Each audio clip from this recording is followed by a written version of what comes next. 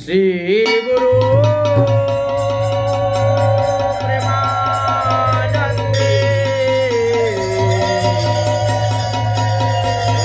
নিতাই গৌর সীতানাথ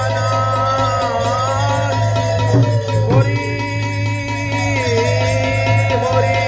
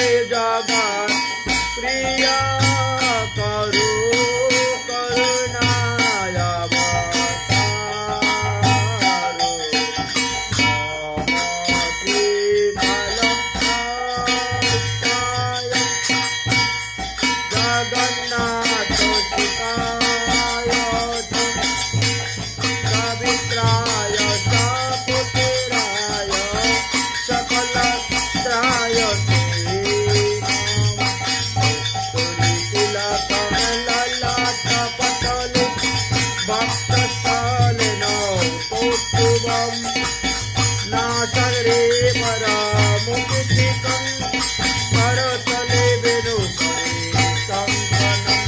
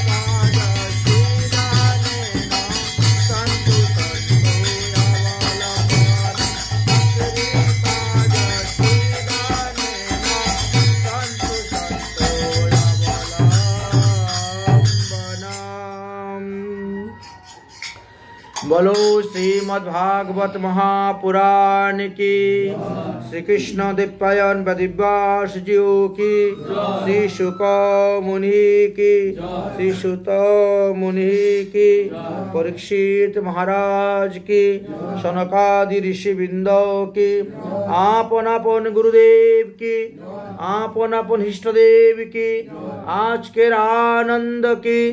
जय जय श्री राधेश्याम, जय जय श्री राधेश्याम, जय जय श्री राधेश्याम। निताई गौर हरि बोल। श्रवणाम कीर्तनम विष्णु स्मरणम पादो सेवनम, अर्चनाम वंदनाम दास्यो शक्यात्मो निवेदनम। इति पुंसार्पिता विष्णु भक्तिश्चेतनवलक्षणा, क्रियन्ते भगवत ये तते मे अधि उत्तमाम। আমাদের ৬৪ প্রকার ভজনের অঙ্গের কথা বর্ণন করে গিয়েছেন। আর এই ৬৪ প্রকার ভজনের অঙ্গের মধ্যে ৯টি অঙ্গকে শ্রেষ্ঠ অঙ্গ বলা হয়েছে। তাহলে ভজনের অঙ্গ হলো আমাদের ৬৪ প্রকার। ৬৪ প্রকার ভজনের অঙ্গের মধ্যে ১০টি হলো আমাদের গ্রহণীয়, করেছেন। 10টি হলো আমাদের বর্জনীয়, আর 44টাই হলো আমাদের করণীয়। যাই হোক, তাহলে এই যে ভজনের 64 প্রকার অঙ্গের কথা বলেন গুরু পদাশ্রয়, দীক্ষা গ্রহণ, গুরুর সেবন, সদ্ধর্ম জিজ্ঞাসা, শিক্ষা, সৎমার্গ গমন, কৃষ্ণ প্রীতি, ভোগ ত্যাগ, কৃষ্ণ তীর্থবাস, দেহ রক্ষা, মাত্র ত্যাগ, অন্য অবিলাস। 64 প্রকার ভোজন অঙ্গের মধ্যে কি কি বললেন? 1 নম্বর বললেন গুরু পদাশ্রয়, গুরু পদাশ্রয়। 2 নম্বর সদ্গুরুর নিকট থেকে দীক্ষা গ্রহণ করা। 3 নম্বর হলো শ্রী গুরুর সেবা করা। 4র্থ হলো সৎ ধর্ম সম্পর্কে গুরুদেবকে জিজ্ঞাসা করা। 5মে হলো সৎ মার্গ দিয়ে চলা। 6ঠে হলো কৃষ্ণপ্রীতি, ভোগ ত্যাগ। 7মে হলো কৃষ্ণ তীর্থ মত ভগবানের লীলাস্থানে বাস করা। তার 8মে কি বললেন? দেহ রক্ষা মাত্র, যেগুলো দেহ রক্ষা করার জন্য প্রয়োজন সেইগুলোই গ্রহণ করেন, অন্য সব ত্যাগ করেন। 8মে বললেন সর্ব অবিলাস ত্যাগ। 9মে কি বললেন? একাদশী ব্রত। 10মে কি বললেন? ধাত্রী, ধাত্রী মানে আমলকি বৃক্ষের সেবা। 10মে। একাদশে কি বললেন? অশ্বত্থ বৃক্ষের সেবন করবেন। 12 নম্বরে ব্রাহ্মণ সেবা। 13 নম্বরে গোমাতা গাভী সেবা। 4র্থ নম্বরে বৈষ্ণব সেবা। 5মে হলো অপরাধ বর্জন হয়ে, 15 নম্বরে অপরাধ বর্জন হয়ে সেবা করতে হবে। 16 নম্বরে অবৈষ্ণবের সঙ্গ ত্যাগ করা। 17 নম্বরে বলছেন বহু শিষ্য না করা, বুঝলেন? বহু শিষ্য না করা। 18 নম্বরে বলছেন বহু শাস্ত্র না পড়া, বহু শাস্ত্রের ব্যাখ্যা না করা। আচ্ছা, 19 নম্বরে বললেন হানি লাভাতে বিরাগ, বৈরাগ্য, সাত্বিক বৈরাগ্য ধারণ করা, মরকট বৈরাগ্য, কপট বৈরাগ্য, ফলগু বৈরাগ্য না। 19 নম্বর। 20 নম্বরে বললেন অন্য দেবতার পূজা না করা। 21 নম্বর অন্য দেবতার নিন্দা না করা। 22 নম্বর অন্য শাস্ত্রের নিন্দা না করা। 23 নম্বর সুখ ও মোহ ক্রোধাদি বশ না হওয়া, অর্থাৎ কেউ মারা গেলেও কান্না ভেঙে পড়ে যাবেন না, কেউ বেশি আদর করলেও তার প্রতি মোহ বেশি দেখাবেন না, এবং কেউ কিছু বললেও তার উপরে অত্যাধিক ক্রোধ প্রকাশ করিবেন না। এই তো 25টা হয়ে গেল এখানেই। বিষ্ণু বৈষ্ণবের গুরু নিন্দা না শুনিবে, যেমন ভগবানের নিন্দা শুনবেন না, তেমন কোনো বৈষ্ণবের নিন্দা শুনতে যাবেন না, করতেও যাবেন না, এমনকি কোনো গুরুদেবের নিন্দা করতেও যাবেন না, শুনতেও যাবেন না। গ্রাম্য কথা প্রাণীমাত্রে উদ্বেগ না দিবে, গ্রাম্য কথা কখনো শ্রবণ করবেন না, এবং কোনো প্রাণীকে কায়মন বাক্যে দুঃখ দিবেন না। শ্রবণ কীর্তন পূজা স্মরণ বন্ধন পরিচর্যা সূক্ষ্ম দস্য আত্মনিবেদন নিত্য গীত দণ্ডবত নীতি অভ্যুক্তান অনুব্রজা ভগবানে গৃহেতে গমান। ভগবানের যে যে উৎসব হয় সেই উৎসবে আপনি অংশগ্রহণ করবেন। পরিক্রমা করবেন প্রতিদিন, মন্দির পরিক্রমা, তুলসী পরিক্রমা, ধাম পরিক্রমা, স্তূপ স্তুতি পাঠ করবেন প্রতিদিন, হরিনাম সংখ্যাপূর্বক জপ করবেন প্রতিদিন, হরিনাম কীর্তন করবেন। ভগবানের সেবা পূজা 16 উপচারে করবেন, সমর্থ না হলে 10 উপচারে, না হলে 5 উপচারে করবেন। ভগবানকে ধূপ দীপ নৈবেদ্য দিকাবেন, মাল্য অর্পণ করবেন, গন্ধ দ্রব্যাদি অর্পণ করবেন। ভগবানকে উত্তম উত্তম দ্রব্য রান্না করে ভগবানের ভোগ দিবেন। আরতির সময়ে গান বাজনা করবেন, নৃত্য করবেন, মহোৎসব করবেন। শ্রীমূর্তি দর্শন করা মাত্র দণ্ডবতে প্রণাম করবেন। আর সবসময় প্রিয় বস্তু সাধুগুরু বৈষ্ণব ভগবানকে দান করবেন, প্রিয় বস্তুর ধ্যান করবেন, এবং প্রিয় বস্তু মানে ভগবানের প্রসাদী দ্রব্যই সেবন করবেন। তদীয় যে চারি হয়ে শ্রেষ্ঠ ভক্তি অঙ্গ। তারপরে বললেন যে এইবার তোমাদেরকে 4টি ভক্তির অঙ্গ শ্রেষ্ঠ বলবো। সেটা কি? তুলসী সেবন আদি বৈষ্ণব সেবা অঙ্গ, মথুরায় বাস শ্রী ভাগবত শ্রবণ কতঙ্গ। বললেন যে এই 64 প্রকার ভজনের মধ্যে কেউ কেউ বলেন যে 4টা অঙ্গ শ্রেষ্ঠ। সেই 4টা কি? বলে তুলসী বৃক্ষের সেবা, বৈষ্ণব সেবা, মথুরা মণ্ডলে বাস, আর প্রতিদিন শ্রীমদ্ ভাগবত মহাপুরাণ শ্রবণ করা। শ্রবণম কর্তব্যম, শ্রবণ কর্তব্য সহ স্বজাতীয় শত মত, বলছে স্বজাতীয় বৈষ্ণবের সঙ্গে আপনি বাস করবেন এবং স্বজাতীয় বৈষ্ণবের সঙ্গেই আপনি হরিকথা শ্রবণ করিবেন, তাহলেই আপনি উত্তম ফল লাভ করিতে পারিবেন। কারণ এই বিষয়ে পদ্মপুরাণ আদি গ্রন্থেতে উল্লেখ করে গিয়েছেন যে স্বজাতীয় স্নিগ্ধ সাদৌ সঙ্গং সত্যব বরে কৃষ্ণার্থে অখিলম চেষ্টা কৃষ্ণ কৃপ অবলোকন জন্ম মাত্র মহোৎসব একান্ত স্মরণ। তাই স্বজাতীয় বৈষ্ণবের সঙ্গ করবেন। ভগবানের যত প্রকারের মহোৎসব আছে, 12 মাসে 12টি যাত্রা আছে, সমস্ত যাত্রাগুলা পালন করিবেন। কার্তিক মাসের কার্তিক ব্রত দৃঢ়ভাবে নিয়ম করে পালন করবেন। যতেক কহিল সংসার সারাৎসার হয় সর্ব, তার মধ্যে বিশেষ মহিমা 5টি অঙ্গ।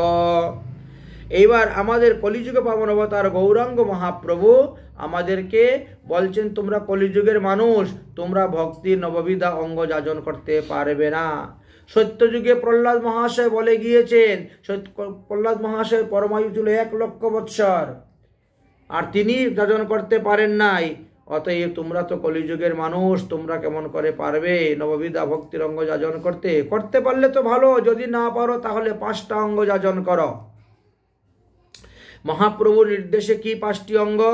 বলছে সাধুসঙ্গ, ভাগবত আস্বাদন, মথুরায় বাস, নাম সংকীর্তন, শ্রীমূর্তি সেবন শ্রদ্ধা, বিপরীতি পূর্ব, পঞ্চসহ চতুষ্টি ত্রৈলোক্য তারক।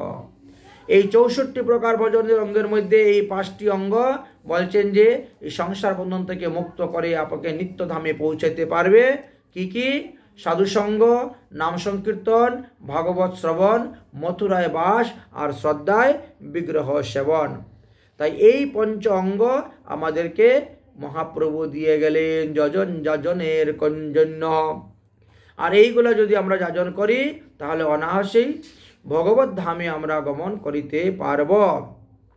শ্রীকৃষ্ণের শরণ ল পরম যুগতি, কৃষ্ণ বিনে গতি নাই এ 3 জগতে। তাই বেদ বিদ সর্বশাস্ত্র সাধুর সন্মতে, সর্বশাস্ত্রে বলছেন ভগবান শ্রীকৃষ্ণের চরণে শরণ ছাড়া জীবের আর কোনো গতি নাই। এই জন্য মহাজনগণ শ্রীধরস্বামীপাদ বলে গেলেন, তপ্তন্ত তপতে তপতন্ত পূর্বতা দদন্ত তীর্থানি পঠন্ত বা গমাহা। ভগবান বিষ্ণুর নাম গুণ শ্রবণ করো, কীর্তন করো, স্মরণ করো, তিনার পাদপদ্ম সেবা করো, তাহার তপস্যা করো। বলেছেন তিনার তপস্যার দ্বারাই তুমি অনায়াসেই সমস্ত পাপ থেকে মুক্ত হয়ে ভগবত ধামে গমন করিতে পারবে। এই জন্য মহাজন জনগত সফলতা। আমাদের মহাজনগণ যেই রাস্তা অনুসরণ করেছেন, আমাদেরও কর্তব্য সেই রাস্তা অনুসরণ করে চলা। গুণেন সাগর হরি রূপেণ অবধি লীলা ব্রহ্মময় প্রেমানন্দ রস সিন্ধু। ভগবানের রূপের মতন রূপ আর কারো নাই, ভগবানের গুণের মতো গুণ আর কারো নাই। অতএব ভগবানের রূপে গুণেতে যার মন একবার জমে যাবে, প্রাকৃতিক জগতের কোনো কিছুই তাকে ভুলাতে পারবে না। তাহারে না ভজিয়া আর কাহারে ভজিবে, কাহারে ভজিবে আর কি ধন পাইবে। অতএব জীব যারা কৃষ্ণ ভজন না করিয়া দেবদেবীর উপাসনা করতেছেন ধন প্রাপ্তির জন্য, তারা কিন্তু পরকালে অনেক দুঃখ কষ্ট নরকাদি যন্ত্রণা ভোগ করতে হয়। কারণ কোনো দেবদেবীর হাতে মুক্তি নেই, তারা কখনো কাউকে মুক্তি দান করতে পারেন না। তাই বলছেন প্রেম রত্ন ধন রাখো হৃদয় ভরিয়া, কাহারে ভজিবে আর কি ধন লাগিয়া। তুমি যে দেবদেবীর উপাসনা করতেছ যে ধনের জন্য, সেই ধন তো এখানেই পড়ে থাকবে, এই ধন সঙ্গে যাবে না। আর কৃষ্ণ প্রেমধন সঙ্গে যাবে। অতএব ওই ধনকে হৃদয়ে ভর্তি করো, তাহলে এটা সঙ্গে করে নিয়ে যেতে পারবে।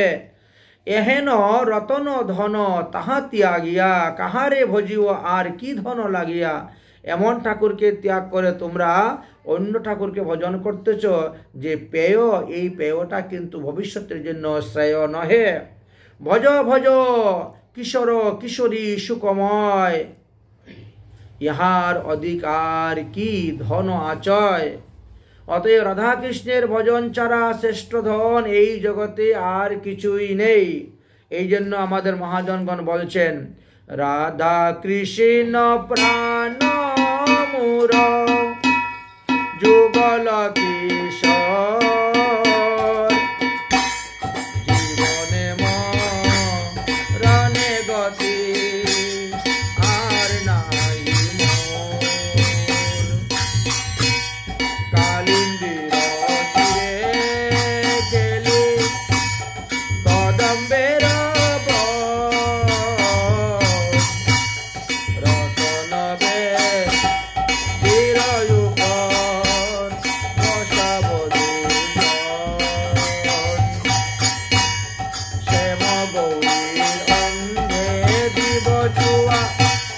চন্দনের গন্ধ চামর ডুলাব কবে হেরি মুখ চন্দ্র, ডাকিয়া মালতীর মালা দিব দুহার গলে, অদরে তুলিয়া দিব তোর কুলতাম্বুলে। ললিতা বিশাখায়াদি যত সখী বৃন্দ আজ্ঞায় করিব সেবা চরণারবিন্দ। শ্রীকৃষ্ণ চৈতন্য প্রভু দাসের দাস, সেবায় বিলাস মাগে নরোত্তম দাস,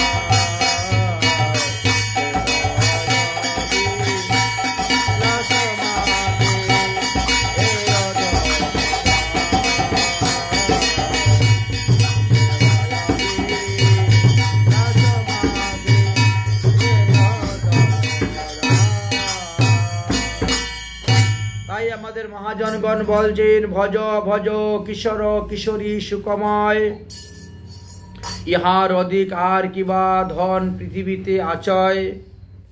প্রেমের সম্পূর্ণ ভরিয়া রাখহ দুহার সেই প্রেম সম্পদ, ইহার অধিক ধন আর কি আচয় এই জগতের মধ্যে নাই।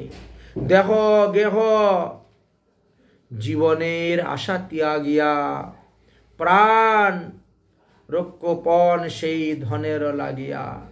মানুষে আত্মীয় স্বজন ইষ্টি কুটুম্বকে পরিদূষণের জন্য, নিজের দেহকে পরিদূষণের জন্য প্রাণকে পর্যন্ত পণ রেখে বাজি রেখে তারা কাজ করে।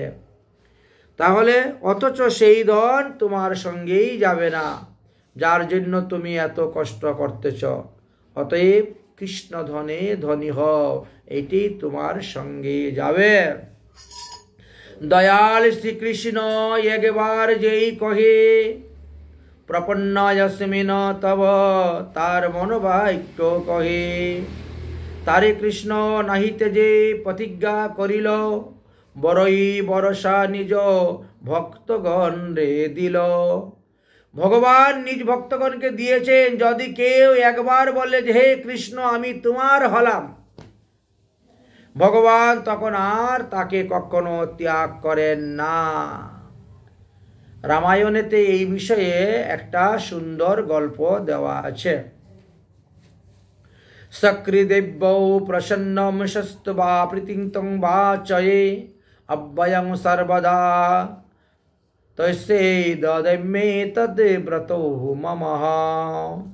ভগবান বলছেন এইটা আমার ব্রত।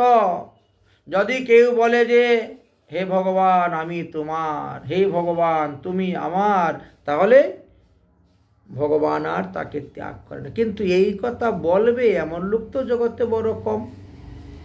সবাই খালি বলে আমার বাড়ি, আমার গাড়ি, আমার ছেলে, আমার মেয়ে, আমার স্ত্রী, আমার পুত্র, সবই বলে। ভগবান আমার এই কথা তো বলে না, কৃষ্ণ আমার এই কথা বলে না, কারণ ওটা মায়া। শ্রীমদ্ ভগবত গীতাতে কি বলছেন? দৈবী এষাং গুণময়ী মম মায়া দূরত্বয়া মাম বহে প্রপদ্যন্তে মায়া মেতাং তরান্তিতে। তাই ভগবানের এই মায়ায় মোহিত হয়ে মানুষ কখনো বলে না যে ভগবান আমি তোমার হলাম। দুর্লভ্য দুর্লভ মায়া দুরস্ত তরঙ্গ হরির আশ্রয়ে মাত্রেন করয় লঙ্ঘন। আমরা মনে করি সর্বনাশ, এই মায়ার তরঙ্গ থেকে আমরা উদ্ধার হইতে পারবো না। মায়ার ঢেউ সংসার সমুদ্রের মধ্যে একের পর এক আসতেই থাকে, একের পর এক আসতেই থাকে। আমাদের এই সংসারটা হলো সমুদ্র আর মায়া হলো ঢেউ। সেই সমুদ্রের মধ্যে ঢেউ একের পর এক আসতেই থাকে। এই সংসার সমুদ্র থেকে পার হওয়া তত সহজ নয়। বললেন যে সহজ হবে যদি হরির চরণ আশ্রয় করো। ভগবানের চরণ আশ্রয় করলে তোমার এই মায়ার সমুদ্র গুষ্পদ হয়ে যাবে। গরুর পায়ের খুর যতটুক তুমি লাভ দিয়ে চলে যেতে পারছে। এমনও দয়াল ত্রিজগতে নাহি আনো পুতনা দিলা সেই মাতৃগতি দান। ভগবান শ্রীকৃষ্ণ যে কত বড় দয়ার ঠাকুর এটা ভাগবত পড়লে পরে বুঝতে পারবেন। যে পুতনা ভগবান শ্রীকৃষ্ণকে স্তন দুগ্ধ পান করিয়ে কালকুট বিষ পান করিয়ে মারতে গিয়েছিল, আর ভগবান তাকে মাতৃগতি দান করেছেন। কত বড় দয়ার সাগর শ্রীহরি। অহু বকি স্তাং স্তনকালকূটং জিজ্ঞাংসয়ানোপায় স্তবিদ্য সাব্ধি লুবে গতি ধাত্রিং চিতহং ততু অন্যং কং বা দয়ালু শরণম ব্রজে। চিন্তা করছো ভগবান কত বড় দয়াল। ভগবানের মতন দয়ালু পৃথিবীতে আর কেউ নেই। যাকে বিষ খাওয়াইয়া মারতে গেল তাকে তিনি মাতৃগতি দিয়েছেন। তাই তো বলেন, अरे दीन दयाल दया की सागर जग में नाम तुम्हारा है। दीन दयाल दया की सागर जग में नाम तुम्हारा है। तुम बिने मेरी बाल कृष्ण यहाँ कोई नहीं हमारा है, कोई नहीं हमारा है। मेरा ये जीवन तो प्यारे, मेरा ये जीवन तो प्यारे, तेरा ही अर्पण होगा। मेरा ये जीवन तो प्यारे, तेरा ही अर्पण होगा। तेरी प्रतिमा इतनी सुंदर, कितना सुंदर होगा, कितना सुंदर होगा। তাই ভগবান হলেন দয়ার ঠাকুর। তিনার মতন দয়ালু এই জগতে আর কেউ নেই। তাহাতে যে দেখো বড়ই চমৎকার, নিচ উচ্চ জাতিভেদে না করেন বিচার। যেই ভজে সেই পায় চণ্ডাল কি জবনে, সবে অধিকারী হয় শ্রীকৃষ্ণ ভজনে। বলছেন যে কৃষ্ণ ভজনে নাহি জাতি কুলাদির বিচার। জবন মুসলমান হয়েও যদি সে কৃষ্ণকে ভজন করে সে কৃষ্ণ পাবে। হরিদাস ঠাকুর, নামাচার্য হরিদাস ঠাকুর তার সাক্ষী রূপে আছেন এখনো। শুধু হরিদাস ঠাকুরই নয়, আরও আছেন কবির। কবিরের কথাও জানা যায় তিনিও মুসলমানের ঘরে জন্ম নিয়েছিলেন, কিন্তু হরিভজন করে তিনি। এইভাবে অনেক অনেক মহাত্মাদের কথা জানা যায়। তাহলে উঁচু নিচু নেই, ব্রাহ্মণ ক্ষত্রিয় বৈশ্য শূদ্র বলে কোনো কথা নেই। ব্রহ্মচর্য গৃহস্থ বানপ্রস্থ সন্ন্যাস বলেও কোনো আশ্রম নেই। যে তিনাকে ভজবে সেই তিনাকে পাবে, সে চণ্ডাল হোক আর জবন হোক। তাই কৃষ্ণ ভজনে সকলেরই অধিকার আছে, সবাই কৃষ্ণ ভজন করতে পারে।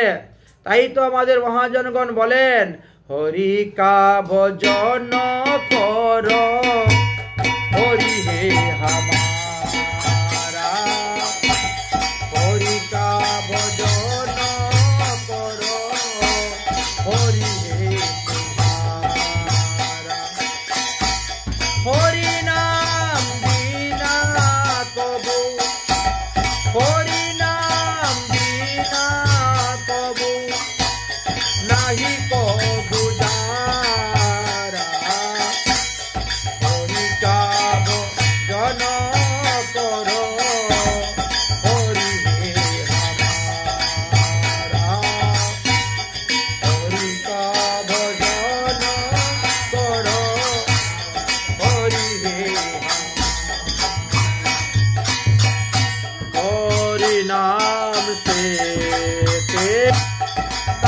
ही बनेगा, हरि नाम से तेरा काम ही बनेगा, हरि नाम ही तेरा साथी चलेगा, हरि नाम ही तेरा साथी चलेगा, हरि नाम लेने वाला हरि का प्यारा, हरि नाम लेने वाला हरि का प्यारा, हरि का भजन करो, हरि है हमारा, हरि का भजन।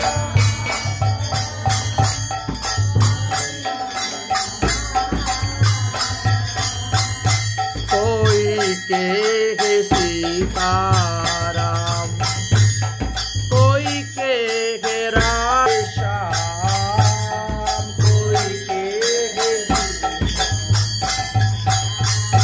कोई के राधे श्याम, कोई गिरिधारी गोपाल, कोई राधा माधव लाल, कोई गिरिधारी गोपाल, कोई राधा,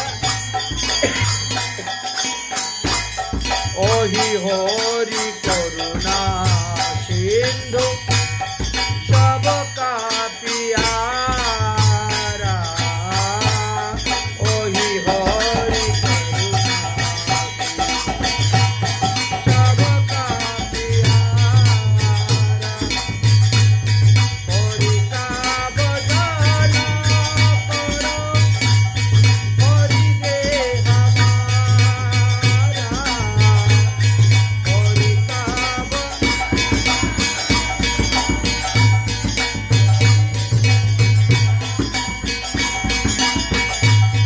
हरि का भजन करो, हरि है हमारा।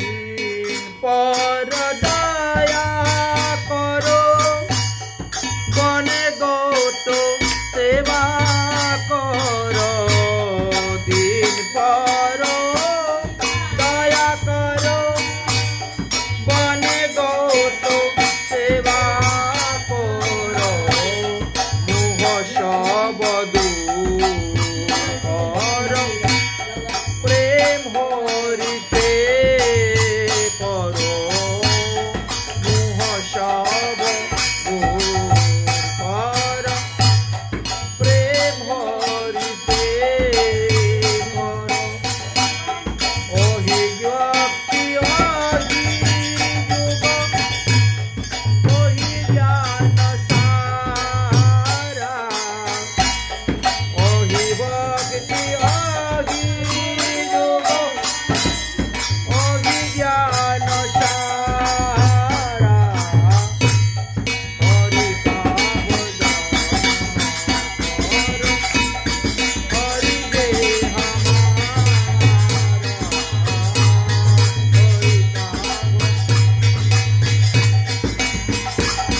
हरि है बोलो कृष्णचंद्र भगवान की, राधा रानी की। এই যে আমরা এতক্ষণ ধরে ভাগবত কথা আস্বাদন করে আসতেছি, এই কথাগুলা বর্তমান বাংলাদেশের যিনি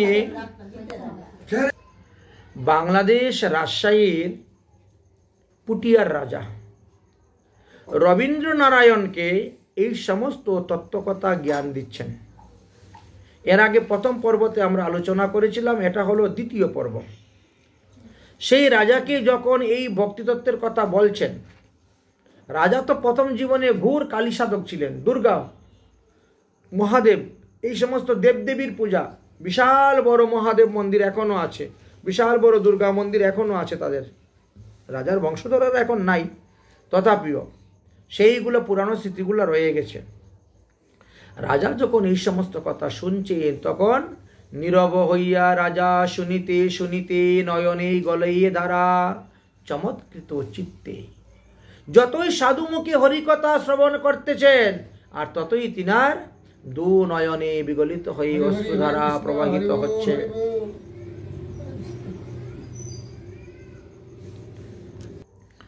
রাজার সেই কালী ভক্তি, সেই শিব ভক্তি, সেই দুর্গা ভক্তি সমস্ত ছুটে গেল। ক্ষণকাল সাধুসঙ্গ করে, সাধুমুখে হরিকথা শ্রবণ করে। নীরব হইয়া রাজা শুনিতে শুনিতে নয়নে গলে হে ধারা চমৎকৃত চিত্তে। গদগদ ভাবে বৈষ্ণবের পদ ধরি, এখন সেই বৈষ্ণবের চরণ ধরেছেন। আগে কি বলছিলা? হ্যাঁ, এত বড় সাহস বৈষ্ণবের, আমার মা কালীকে অপমান করলো, আমার মা কালীকে প্রণাম করলো না, আমার মা কালীর প্রসাদ খেলো না, এই গেট বন্ধ করে রাখো, বৈষ্ণবকে ঘর থেকে বেরোতে যেতে দিবা না। আটকিয়ে রেখে দিয়েছেন, যেতে দিলেন না।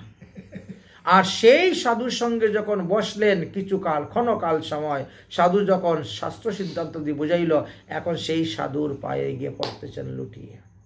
একে বলা হয় নির্বেদ, একে বলা হয় বিবেক।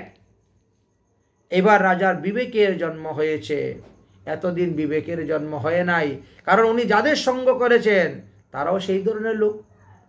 কালী ভক্তের সঙ্গ করলে তুমি কৃষ্ণ ভক্তি কোথাতেই শিখবে, শিব ভক্তের সঙ্গ করলে, দুর্গা ভক্তের সঙ্গ করলে কৃষ্ণ ভক্তি শেখা যায় না। এই জন্য এইবার তিনি শিখতে পেয়েছেন। গদগদ ভাবে বৈষ্ণবেরও পদ ধরি লুটাইয়া কান্দে রাজা ফুকারি ফুকারি। বৈষ্ণবের চরণ ধরে এবার কাঁদতে শুরু করেছেন। আচ্ছা, বৈষ্ণবের হৃদয় হলো নবনীত সমানা, মানে বৈষ্ণবের হৃদয় হলো মাখনের মতন নরম, কিন্তু বাইরে কিন্তু খুব কঠিন, নারিকেলের মতন। নারিকেল যেমন বাইরে খুব শক্ত, অথচ ভিতরটা নরম। সাধুদের স্বভাব তাই, বুঝেছেন? এবার বৈষ্ণব হৃদয় লইয়া আলিঙ্গন করি দুহে গলা গলি কান্দে সম্বরি সম্বরি। বৈষ্ণব তখন কি করলেন? সেই রাজা রবীন্দ্রনারায়ণকে চরণ থেকে তুলে নিয়ে বুকে জড়িয়ে ধরেছেন। তবে রাজা সম্বরিয়া করিয়া বৈষ্ণবের করজুরে করে স্তুতি গদগদ হারে। এইবার স্তুতি করতেছেন। আমি আপনার উপরে যে রাজ আদেশ করেছিলাম, যে রাজজ্ঞা করেছিলাম আমার প্রজাদেরকে, আমার প্রহরীদেরকে, এতে আমার ভুল হয়েছে, অন্যায় হয়েছে, আপনি আমাকে ক্ষমা করুন। করজুরো করে স্তুতি গদগদ ভাবে, বুঝিলাম আমার উদ্ধার হেতু হরি তোমা পাঠাইলা ভগ সাগর তরি। ভগবান মনে হয় আমাকে উদ্ধার করার জন্যই তোমার মতো সাধুদেরকে আমার বাড়িতে পাঠিয়েছিলেন। আমি অতি মূঢ়, না বুঝিয়া করিনু অপমান। আমি বুঝতে পারি নাই, তাই আপনাকে অপেক্ষা করেছি। তুমি দয়াময়, না ছাড়িয়া কইলে রক্ষা। আর তুমি আমাকে কি সুন্দর সিদ্ধান্ত দিয়ে আমাকে বুঝিয়ে দিলে, শিখিয়ে দিলে। অতএব তোমাকে মনে ভগবান পাঠিয়েছেন আমাকে ভবসাগর থেকে উদ্ধার করার জন্য।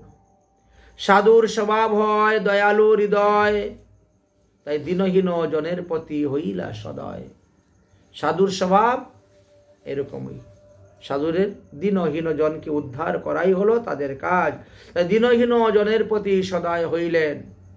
অপরাধ যত সব ক্ষম মহাশয়, এবে মোর গতি তাহা কহত উপায়। এইবার সাধুর চরণে পরে বললেন, আপনি আমাকে অপরাধ ক্ষমা করুন, এবং ভবিষ্যতে আমি কিভাবে সাধন ভজন করে ভগবান পদপদ্ম লাভ করতে পারবো সেই সিদ্ধান্ত আপনি আমাকে এখন দিন। এত জীবন তো কালী পূজা করে, দুর্গা পূজা করে আর শিব পূজা করে চলে গেল। এইবার আপনি কৃপা করে আমাকে বলুন কি করলে পরে আমার কল্যাণ হবে, আমার উদ্ধার হবে, বাকি জীবনটা আমি কিভাবে কাটাইতে পারি সেই যুক্তি সেই বুদ্ধি আমাকে দেন। উপায়: শ্রীকৃষ্ণ চরণময়ী আশ্রয় করিব, একান্ত কহিনু পণ এবে না ডুবিব। আমি প্রতিজ্ঞা করে বলতেছি আমি ভগবান শ্রীকৃষ্ণের সেবা পূজা করব, আর কারু পূজা আর করব না। এইভাবে তিনি প্রতিজ্ঞা করে নিলেন। বৈষ্ণব কহেন তব পরম উপায়, কহি তবে শুনো যাতে সর্বসিদ্ধি হয়। এইবার তুমি মনোযোগ দিয়ে আমার কথা শ্রবণ করো, তাহলে তুমি সর্বসিদ্ধি লাভ করিতে পারবে। আচ্ছা বলুন। শ্রীপাঠে মালিহাটি শ্রীমান আচার্য সন্তান, তা সবার পদাশ্রয় পরম কল্যাণ। মালিহাটি নামে একটি গ্রাম আছে।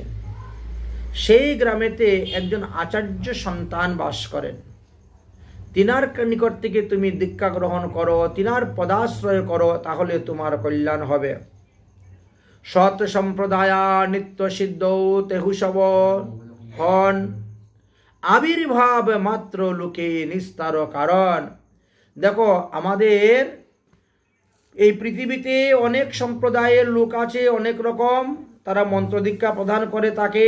তার মধ্যে 4টি হলো বৈষ্ণব সম্প্রদায়, আর 64টি অপসম্প্রদায় আছে। অপসম্প্রদায়ের অভাব নেই।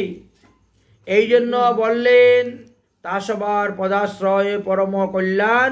অতএব সৎসম্প্রদায়ের কাছ থেকে দীক্ষা নেও। সৎসম্প্রদায়ের মধ্যে যে সমস্ত বৈষ্ণবগণ প্রকট হন, তারা লোক নিস্তারের জন্য প্রকট হইয়া থাকেন। শ্রীচৈতন্য নিত্যানন্দ পারিষদ তিহু সব, আশ্রয় করিয়া এবে হবে অনুভব। অতএব মহাপ্রভুর মত, মহাপ্রভুর পথ তুমি অবলম্বন করো। মহাপ্রভুর মত, মহাপ্রভুর পথ নিয়ে চলো।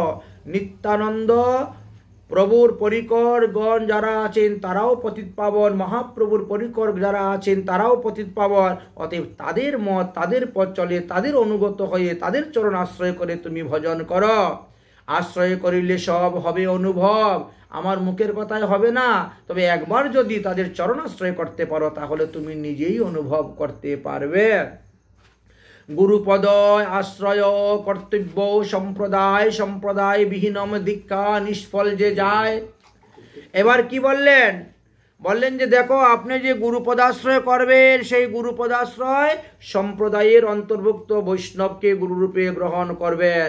অপসম্প্রদায়ের কোনো বৈষ্ণবকে গুরুরূপে গ্রহণ করবেন না। অপসম্প্রদায়ের গুরুরূপে গ্রহণ করলে পরে, অতএব মাত্র 4টি বৈষ্ণব সম্প্রদায় আছে হে রাজন। শ্রী মাধবা রুদ্র সনক হন 4 বৃহ বৈষ্ণব সম্প্রদায় কৃষ্ণ নিষ্ঠ ভক্তি সহ। তাহলে কি কি আছে? বলে শ্রী মাধবাচার্য শ্রী সম্প্রদায়, মাধবাচার্য সম্প্রদায়, রুদ্র সম্প্রদায় আর সনক সম্প্রদায়। এই হলো 4টি সম্প্রদায়। এই 4টি সম্প্রদায়ের মধ্যে যে কোনো এক সম্প্রদায় থেকে আপনি দীক্ষা গ্রহণ করতে পারেন। আপনি যে কোনো এক সম্প্রদায় থেকে দীক্ষা গ্রহণ করেন, এতে আপনার কল্যাণ হবে, আপনার মঙ্গল হইবে। কৃষ্ণ ভজন এই 4 সম্প্রদায়ের মধ্যেই আছে। তখন রাজার মনকে সন্তুষ্ট করার জন্য তখন তিনি পদ্মপুরাণ থেকে একটা শ্লোক তুলে ধরলেন। কারণ আজকালকে সবাই তো প্রমাণ চায়, প্রমাণ ছাড়া তো কেউ মানবে না, প্রমাণ চায়। তখন পদ্মপুরাণ থেকে একটা শ্লোক তুলে ধরলেন। তুলে ধরে কি বললেন? কলো খলো ভবিষ্যন্তি 4 সম্প্রদায় না। কলিযুগে মাত্র 4টেই সম্প্রদায় আছে, আর যা দেখবে সব অপসম্প্রদায়। তারপরে বললেন, দেখো কেন বলছি জানেন? সম্প্রদায় বিহীনম যে মন্ত্রতে নিষ্ফলা মতা সাধনো ঘন সিদ্ধন্তি কোটিকল্প সতৈরপি। অপসম্প্রদায়ের নিকটে দীক্ষা গ্রহণ করলে সারা জীবন সেই মন্ত্র জপ করলেও মন্ত্র সিদ্ধি হইবে না।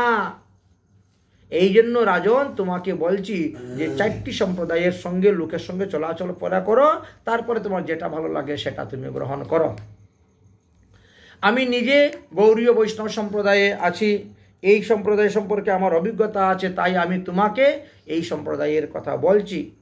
তোমার ভালো লাগলে সেটাই যাও, না হলে অন্য সম্প্রদায়েও যেতে পারো। তবে যেখানেই গিয়ে ডুব দিবে সম্প্রদায়ের অন্তর্ভুক্ত সদাচারী বৈষ্ণবকে গুরুরূপে গ্রহণ করিবে, অবৈষ্ণবকে কোনো গুরুরূপে গ্রহণ করিবে না। ভক্তির অধিকারী নহে সম্প্রদায় বিনে। প্রেম ভক্তি লাভ করতে গেলে গুরু পরম্পরা চাই, সম্প্রদায় চাই, অপসম্প্রদায় হলে হবে না। প্রেম ভক্তি অধিকার নহে সম্প্রদায় বিনে, সম্প্রদায়ী বিনে যত দেখো ভুবনে, এই ভুবনটা ভরে গেছে অপসম্প্রদায়ে। কৃষ্ণনিষ্ঠ কেহ নহে বেবিচারী হয়, কর্ম জ্ঞান বিনে ভক্তি মর্ম না বুঝয়। বর্তমানে কৃষ্ণনিষ্ঠ ব্যক্তি পাওয়া বড় মুশকিল, সবই বেবিচার করতেছে। আর যারা পাবেন তারা সব কর্মনিষ্ঠ, জ্ঞাননিষ্ঠ, ভক্তিনিষ্ঠ, এমন লোক বড় বিরল, কম পাওয়া যায়।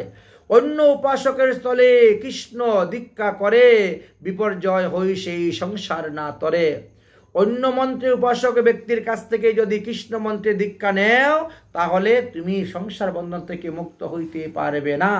যেমন তুমি আগে কালী পূজা করতে, তুমি একজন গুরু ধরেছ কালী সাধক, তার কাছ থেকে তুমি কালী মন্ত্র নিয়ে এতদিন ধরে ভজন করে যাচ্ছ। তিনাকে বললে তিনি কিন্তু তোমাকে কৃষ্ণ মন্ত্র দিতে পারবেন, কিন্তু সেই মন্ত্র কাজ হইবে না। কারণ সেই মন্ত্র তিনি বই পড়ে মুখস্থ করে তোমাকে দীক্ষা দিবেন। বইয়ের থেকে নিয়ে মন্ত্র পড়ে মুখস্থ করে দীক্ষা দিলে কাজ হবে না। দীক্ষা পরম্পরা অনুসারে যখন আসে তখনই কাজ হয়। অতএব সেটা হবে সম্প্রদায় বিহীনাম মন্ত্র। এনার কৃষ্ণ মন্ত্রে দীক্ষা দেওয়ার কোনো অধিকার নেই, ইনি তো কালী সাধক, কালী ভজন করেন। এই জন্য ওখান থেকে দীক্ষা নিলে তোমার লাভ হইবে না। দেখো বাবা, এই জন্য কিছু সৎশাস্ত্র পড়তে হয়, পদ্মপুরাণ, বৈষ্ণব, এই নারদ পঞ্চরাত্র, হরিভক্তি বিলাস, এই সমস্ত গ্রন্থ না পড়লে আপনি বুঝতে পারবেন না এই জগতে কে সদ্গুরু আর কে অসদ্গুরু, আর কে সম্প্রদায়ের অন্তর্ভুক্ত আর কে সম্প্রদায় বিহীন। শাস্ত্রই তো প্রমাণ দিবে। অবৈষ্ণব্য উপদেষ্টাং মন্ত্রে নিরয়ং ব্রজেত। অবৈষ্ণবের উপদেষ্ট মন্ত্র, অবৈষ্ণবের মুখ থেকে দীক্ষা মন্ত্র নিলে পরে আপনি নরক থেকে উদ্ধার হইতে পারবেন না, নরকে গমন করতে হয়। তাই অবৈষ্ণবের মুখ থেকে কখনো দীক্ষা নিতে নাই। আর যখন দীক্ষা নিতে যাবেন আগে দেখবেন যিনি বৈষ্ণব কি না, ইনার ঊর্ধ্বপুণ্ড তিলক আছে কিনা, দাদুর সঙ্গে তিলক আছে কিনা, গলায় তুলসীর মালা আছে কিনা, তিনি সদাচার পালন করেন কিনা, তিনার গুরু পরম্পরা আছে কিনা, ইনি কোন সম্প্রদায়ের অন্তর্ভুক্ত, কোন পরিবারের অন্তর্ভুক্ত, এই সমস্ত দেখে বিচার করে তারপরে তুমি দীক্ষা নিও রাজন। সম্প্রদায় সর্বত পূর্বাপরো যে প্রসিদ্ধ, জ্ঞানে জাগে জ্ঞানে ভক্তি কর্মে সাধু শাস্ত্রে সিদ্ধ। যারা সম্প্রদায়ের অন্তর্ভুক্ত বৈষ্ণব তাদেরকে দেখলেই চিনতে পারবেন, আর যারা সম্প্রদায়বিহীন তাদেরকেও দেখলে চিনতে পারবেন। এই জন্য শাস্ত্রে কিছু বর্ণন করে গিয়েছেন এই বিষয়ে। এই জন্য শাস্ত্র পড়তে হবে, সাধুমুখে হরিকথা শুনতে হবে, তবেই তুমি বুঝতে পারবা। শ্রুতি প্রবর্তক ভাগবত প্রবর্তক যতি প্রবর্তক হরিভক্তি সাধক ইত্যাদি করিয়া সর্বমতে সম্প্রদায় সর্বত্র প্রকট হয় সসত্য সিদ্ধি প্রধা। অতএব আমাদের সিদ্ধস্বামী এই ভাগবতের টিকা করতে গিয়ে তিনি এই চার সম্প্রদায় সম্পর্কে আলোচনা সুন্দরভাবে করে গিয়েছেন। সম্প্রদায়ের অনুরোধে করিয়া লিখন সম্প্রদায় রক্ষার হেতু আচার্যের প্রতি স্থানে স্থানে যে শিষ্য করেন বিধি, শ্রীমান মাধবাচার্য স্বামী ভাষ্য স্থানে স্থানে সম্প্রদায় অনুরোধ করিলা ব্যাখানে। তাই অপরের কথা যে ব্রাহ্মণ ভোজন সম্প্রদায়ী বিপ্র করাইবে যে বিধান। সম্প্রদায়ী বৈষ্ণবকেই ভোজন করানোর কথা বর্ণন করে গিয়েছেন। অপরের কথা ব্রাহ্মণ ভোজন। ব্রাহ্মণ যদি অপসম্প্রদায়ী হয় তো বলছেন তারে ভোজন করেও লাভ হবে না।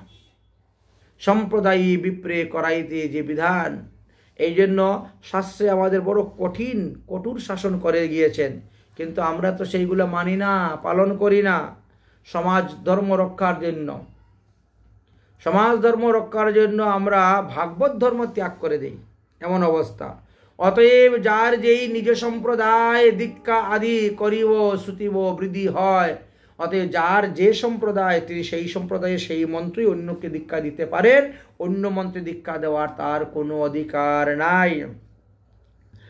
ব্যতীত হইলে সেই কার্যে না কুলায়, পরিশ্রম মাত্র হিতে বিপরীত হয়। অতএব মহারাজ শুনো, তুমি যেমন মহারাজ, আমাদের বৃন্দাবনেও কিন্তু এইরকম মহারাজ আছেন। উনি হলেন বাংলাদেশের রাজশাহীর পুটিয়ার মহারাজ রবীন্দ্রনারায়ণ। সাধু বলছে তুমি যেমন মহারাজ, এই রকম মহারাজ আমাদের বৃন্দাবনে অনেক আছেন। মহারাজ জয় সিং বৃন্দাবনে, এই যে রাধারানীর মন্দির, কুশল বিহারী মন্দির, এগুলো কে বানিয়েছেন? জয় সিং, ভরতপুরের রাজা। তারপরে ওই যে দিঘে যে গেছেন, দিঘে রাজবাড়ি দেখতে, এই সমস্ত বৃন্দাবনের মূর্তিগুলাকে এনে এখানে রেখেছিলেন যখন কালাপাহাড়ের আন্দোলন হয়েছিল। চতুর্দিকে 4টা কামান বসিয়ে রেখেছিলেন, আসলে উড়িয়ে দিবেন, বিগ্রহ রক্ষা করার জন্য, ভগবান ঠাকুরের রক্ষা করার জন্য। এই হলো সেই জয় সিং মানসিংহের কথা বলছেন। মহারাজ জয় সিং বৃন্দাবনে ঠাকুর চিনিহা লইলা ও সম্প্রদায়ী স্থানে, সেই একে বিবরণ বিশেষ বিস্তার, মনেতে আগ্রহ যদি হয় জানিবার। এই জয় সিং কোনো এক সময়ে এক অপসম্প্রদায়ের নিকট হইতে একজন ঠাকুর বিগ্রহ ছিনিয়ে নিয়ে এসেছিলেন। তারপরে কি ঘটনা ঘটলো জানো? যদি এটা তোমার আগ্রহ থাকে জানার, তাহলে আমি তোমাকে অবশ্যই বলবো। তুমি কি শুনতে চাও? তখন শ্রী রবীন্দ্রনারায়ণ বলছেন, অবশ্যই শুনতে চাই, আপনি কৃপা করে আমাকে শোনান। জয় সিং রাজার সংগ্রহ গ্রন্থ সুর, জয় সিং নাম গ্রন্থ অতি সুমধুর। একটা গ্রন্থের নামই আছে জয় সিং, তার মধ্যে সব লেখা আছে। প্রাচীন আর গ্রন্থ ভক্তি সিদ্ধান্ত দীপিকা, দেখিলে সন্দেহ যাবে অনন্ত। সেই গ্রন্থ পড়লে পরে মানুষের মনের সন্দেহ দূর হইবে। বৈষ্ণবের উপদেশ পাইয়া রাজন আশ্রয় করিলা শ্রীমান আচার্যের চরণ। তখন বললেন যে ঠিক আছে, প্রথমে আমি দীক্ষা গ্রহণ করি, তারপরে সেই গ্রন্থ কোথায় আছে সেই গ্রন্থের খবর নিব, অবশ্যই সেই গ্রন্থ পড়ব। ঠিক আছে, তাহলে যাও তুমি গিয়ে বৈষ্ণব আচার্য চরণে গিয়ে তুমি দীক্ষা গ্রহণ করো। রাধাকৃষ্ণ মন্ত্র রত্ন পাইলা রাজন, মন্ত্র ডুবি গেল সেই ভক্তি চমৎকার, যে পাদস্পর্শে হইল তাহে কি আশ্চর্য, কত কত বড় তুথে হইল মনি আর্য। এইবার তিনি কৃষ্ণ মন্ত্রে দীক্ষা গ্রহণ করলেন। তারপরে তিনি অচিরাতে হইল রাজা মহাভাগবত, গোবিন্দ বিগ্রহের সেবা করিলা নিজমত। আজও পর্যন্ত সেই গোবিন্দ মন্দির আছে। দুর্গাবাড়ি দুর্গা মন্দিরও আছে, কালীবাড়ি কালী মন্দিরও আছে, শিব মন্দিরও আছে। আমি নিজে গিয়েছিলাম, দেখে এসেছি পুটিয়া রাজবাড়ি। আচ্ছা, তো এখন কিন্তু ওইগুলোতে এত জাঁকজমকভাবে পূজা হয় না, কিন্তু রাধা গোবিন্দ দেবের সেবা নিত্য হচ্ছে, খুব জাঁকজমকভাবে প্রতিদিন ধুমধামভাবে পূজা হয়। এতকে যে রাজকর্ম তথাচ যে মতি, এক তিল চরণে নাহি কসরতি। অতএব সাধুসঙ্গের মহিমাটা কি দেখতে পেলেন? এমনই সাধুসঙ্গের মহিমা। যেই দেশে পণ্ডিত বিপ্র অবৈষ্ণব হন, রাজা অবৈষ্ণব তার অনর্থ কারণ। যেই দেশেতে পণ্ডিত নাই, যে দেশেতে বৈষ্ণব নাই, যে দেশেতে ব্রাহ্মণ নাই, যে দেশের রাজা অবৈষ্ণব, বলছে সেই দেশে বাস করতে নাই। যেই দেশের পাষণ্ডী হন দানব সমান, কৃষ্ণ ভক্তি নাহি হয় তাহাতে কল্যাণ। তাই ওই সমস্ত দেশের লোক তো সব পাষণ্ডী হয়ে থাকে, মানে কৃষ্ণ ভক্তি নাই। আর যদি চিটাপুটা 1-2 জন বৈষ্ণব হয়, তাহলে তাদের তো দুর্গতির আর শেষ নেই, এমনই অবস্থা। যাই হোক, যেই দেশের বৈষ্ণব রাজা প্রজার সৌভাগ্য, যেই দেশের রাজা বৈষ্ণব হয় সেই দেশের প্রজাদের সৌভাগ্য কপাল ফিরে যায়, নতুবা পাষণ্ডী হয় হইয়া কুমার্গ। আর না হলে অবৈষ্ণব রাজা থাকলে ওই দেশের লোকেরা সব পাষণ্ডী হইয়া থাকে। এটাই শাস্ত্রে বর্ণন করে গিয়েছেন। যত রাজ্যে নৈপ্য কৃষ্ণ বিধানং বিপ্রস্ততেব চ ততর পাষণ্ডিনো লোকা ভবন্তি নাত্র সংশয়। যদ দেশে বৈষ্ণব রাজা শাস্ত্রভূত শিরস্ততা স্বদেশে পরমস্নাঘাতে প্রজাশ্চ সুখিনোত্তমাঃ। তাই রাজা যদি বৈষ্ণব হয় তাহলে সেই দেশের প্রজাগণ সবাই সুখে শান্তিতে জীবনযাপন করতে পারে। রাজা যদি অবৈষ্ণব হয় তাহলে সেই দেশের লোক সব পাষণ্ড আচরণ করে থাকে। কতক দিবস পরে বৃন্দাবনে গেলা, সর্ব বৈষ্ণবের সেতা সম্মান করিলা। জয়পুরের গোবিন্দ দেবের পোশাক যে দিলা, রাজা তাহা দেখিয়া অনেক প্রশংসা হইলা। এবার বললেন যে সেই বাংলাদেশের পুটিয়ার রাজা রবীন্দ্র নারায়ণ তিনি বৃদ্ধ বয়সে তিনি বৃন্দাবনে চলে আসলেন। বৃন্দাবনে 84 কোষ ব্রজমণ্ডল পরিক্রমা করলেন। তারপরে তিনি জয়পুরে গেলেন গোবিন্দদেবকে দর্শন করার জন্য। গোবিন্দদেবকে পোশাক দান করলেন। রাজা মানসিং তখন অত্যন্ত সন্তুষ্ট হলেন, জয় সিং সন্তুষ্ট হলেন, প্রসন্ন হলেন। রাজা তাহা দেখিয়া অনেকে প্রশংসিলা। অদ্যপিও শ্রী বৃন্দাবনের যশ অতিশয়, ঘুষে খেয়ে সব লোকে বালক বৃদ্ধ চয়। তাই সকলেই তিনার যশ ঘোষণা করেন, সাধুর মহিমা ঘোষণা করেন। সফল হইল শুভ আশা তরু তলে, তাহার চরণ যুগলে করিয়া আস, কৃষ্ণ দাস হিতে হেনা হয় যে বিনা। তাই এই স্থানে আমরা ভক্তমালা গ্রন্থের রাজা রবীন্দ্র নারায়ণের জীবনী কথা আমরা বিশ্রাম দিলাম।